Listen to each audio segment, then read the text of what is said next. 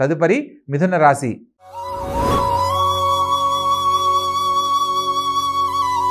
ఈ యొక్క మిథున రాశి జాతకులను కనుక పరిశీలించినట్లయితే లగ్న చతుర్థాధిపతి అయిన బుధుడు సప్తమ స్థానంలో పంచమ వ్యయాధిపతితో అదేవిధంగా షష్టమ లాభాధిపతితో కలిసి సప్తమ స్థానంలో సంచరించుతున్న కారణంగా కళతర రీత్యా కొంత చీకాకులు ఇబ్బందులు కలగకుండా జాగ్రత్త పడాలి. జీవిత భాగస్వామితో సంయమనం పాటించాలి. ఎటువంటి వాదోపవాదనలకు వెళ్ళకూడదన్న సత్యాన్ని తెలుసుకొని నడుచుకోవాలి. ఇంకొకటి, జీవిత భాగస్వామితో ఎటువంటి రహస్య కార్యకలాపాలు ఏది చేయకూడదు. జీవిత భాగస్వామితో చర్చించకుండా ఏ పని చేసినా వాటిల్లో ఆటంకాలు ఎదురవుతాయని సూచనగా తెలియజేయడం జరుగుతుంది. వారం చివరిలో చంద్రుడు స్వస్థానంలోకి మారుతున్నాడు కాబట్టి ఈ వారంలో చేయబోతున్న పనుల్లో వారం చివరిలో అనేక రకాల శుభాలు పొందడానికి అవకాశం ఉంటుంది. చతుర్థ స్థానంలో కేతుగ్రహ సంచార రీత్యా విద్యార్థులు విద్య యందు అత్యంతగా శ్రద్ధ వలన మాత్రమే పరీక్షల్లో మీరు కోరుకున్నంత ఉన్నతమైన మార్కులు ర్యాంకులు సాధించడానికి అవకాశం ఉంటుంది. కాబట్టి విద్య యందు శ్రద్ధ తప్పనిసరి అని సూచనగా తెలియజేయడం జరుగుతుంది. సప్తమ స్థానంలో బుధుడు మరియు శుక్రుడు మరియు కుజుడు సంచరిస్తున్న కారణంగా జీవిత భాగస్వామితో ఎటువంటి వాదోపవాదనలకు వెళ్ళకూడదన్న సత్యాన్ని తెలుసుకోవాలి. ప్రత్యేకంగా ధన సంబంధమైన విషయాల్లో ఎటువంటి జోక్యం చేసుకోకూడదన్న విషయాన్ని గమనించాలి.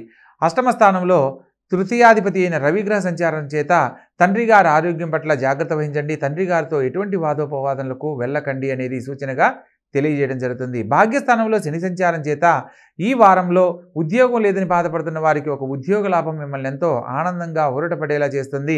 అదేవిధంగా రాజ్యస్థానంలో రాహుగ్రహ సంచారం చేత రాజకీయ నాయకులకు విశేషమైన పై అధికారుల యొక్క గౌరవాభిమానాలు లభిస్తాయనేది మనం సూచనగా చెప్పడం జరుగుతుంది.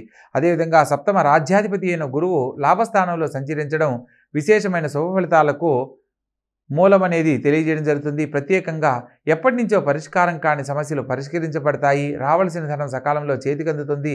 ముఖ్యంగా అనుకోని ఖర్చులు కూడా అధికమవడానికి కారణమవుతుంది. కాబట్టి ప్రతి పనిని ఆలోచించి నిదానంగా ముందడుగు వేయాలి.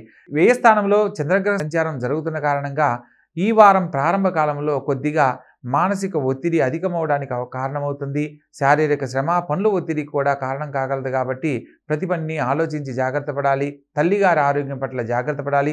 తల్లిగారి మాట మేరకు ఏది ఆచరించినా శుభం చేకూరుతుందనే విషయాన్ని గమనించాలి. మొత్తం మీద ఈ రాశి వారికి వారం ప్రారంభంలో ఎదుర్కొనబోతున్న ఇబ్బందుల నుంచి బయటపడడానికి తల్లిగారిని మరియు అదేవిధంగా అష్టమ స్థానంలో తృతీయాధిపతి అయిన రవి సంచరిస్తున్నందుకు పేరు ప్రతిష్టల విషయంలో కానీ ఆరోగ్య విషయంలో కానీ సమస్యలు లేని జీవితాన్ని పొందడానికి ప్రతిరోజు సూర్య నమస్కారాన్ని ఆరాధించడం విశేషమైన శుభ ఫలితాలను కలిగిస్తుంది. కాబట్టి తప్పనిసరిగా ఆచరించండి. ఆనందకరమైన జీవితాన్ని సకాలంలో పొందండి.